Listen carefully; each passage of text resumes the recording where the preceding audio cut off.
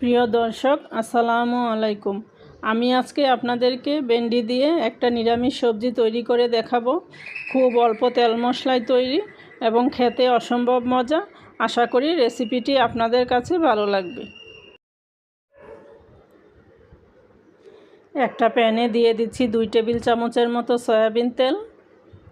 এখানে একটা আলু টুকরো করে কেটে রেখেছিলাম, এটা দিয়ে দিচ্ছি।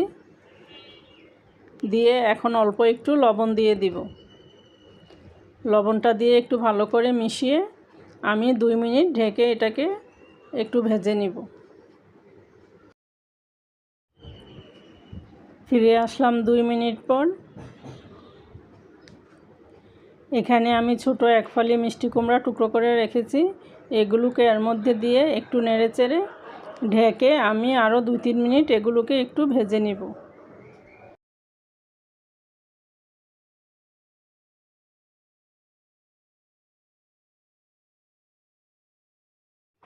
এখানে আমি নিয়েছি 300 গ্রাম ভেন্ডিগুলোকে 2 পাশ দিয়ে একটু কেটে নিয়েছি। এখন আমি এগুলোকে দিয়ে অল্প একটু লবণ দিয়ে দিব, দিয়ে একটু ভালো করে নেড়েচেড়ে এগুলোকে ঢেকে আমি আরও 2-3 মিনিট ভেজে নেব।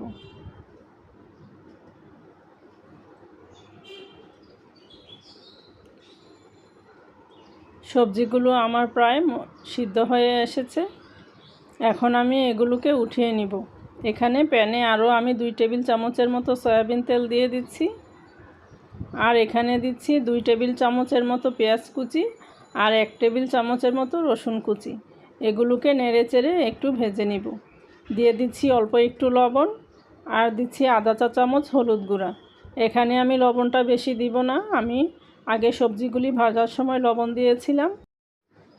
অল্প একটু পানি দিয়ে মশলাগুলোকে আমি ভালো করে কষিয়ে নিব।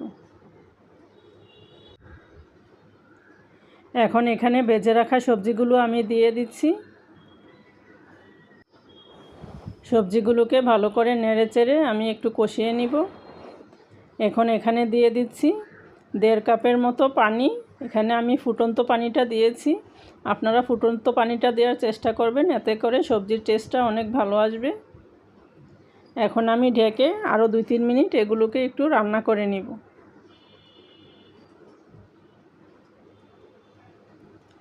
মাঝখানে আমি কয়েকটা কাঁচামরিচ, এখানে 5-6টার মতো হবে, একটু চিড়ে দিয়ে দিচ্ছি। এখানে আমি কোনো মরিচের গুঁড়া দিব না, কাঁচামরিচ দিয়েই আমি রান্নাটা করব। সবজিটা আমার প্রায় রান্না করা হয়ে গিয়েছে। এই যে দেখতে পাচ্ছেন আলুগুলো একদম সিদ্ধ হয়ে গিয়েছে। এখানে আমি দিয়ে দিচ্ছি আধা চা চামচ ধনে গুঁড়া আর দিচ্ছি আধা চা চামচ ভাজা জিরার গুঁড়া। দিয়ে নেড়েচেড়ে একটু মিশিয়ে নিব।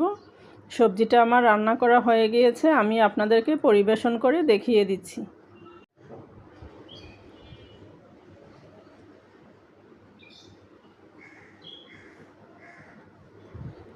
এই সবজিটা আপনারা ভাত, রুটি বা পরোটার সাথে সার্ভ করতে পারেন, এমনিতেও খাওয়া যাবে। এটা খেতে কিন্তু অসম্ভব টেস্ট। আপনারা অবশ্যই বাসায় একবার ট্রাই করবেন। আল্লাহ হাফিজ।